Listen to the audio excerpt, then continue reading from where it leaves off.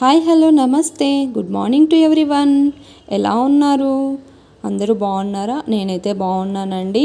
ఇవాళ ఫ్రైడే కదా, Friday morning అయితే ఇల్లంతా క్లీన్ చేసుకొని మార్నింగే పూజ అనేది చేసుకున్నానండి. పూజ అయిపోయిన వెంటనే బ్రేక్ఫాస్ట్కి అయితే పల్లీల చట్నీ చేస్తున్నాను. పల్లీల చట్నీ కోసం మొదటగా అయితే పల్లీలు వేయించుకుంటున్నానండి.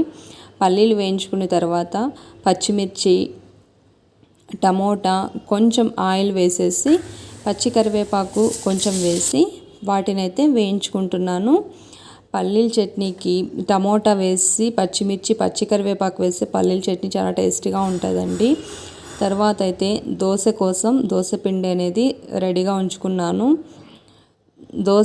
ఆనియన్ దోశ వేస్తున్నానండి ఇక్కడ.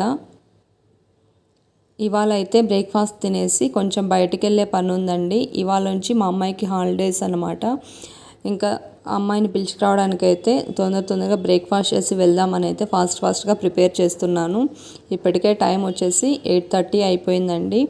మార్నింగ్ బ్రేక్ఫాస్ట్ దోశ, పల్లీల చట్నీ అయితే ప్రిపేర్ చేశాము.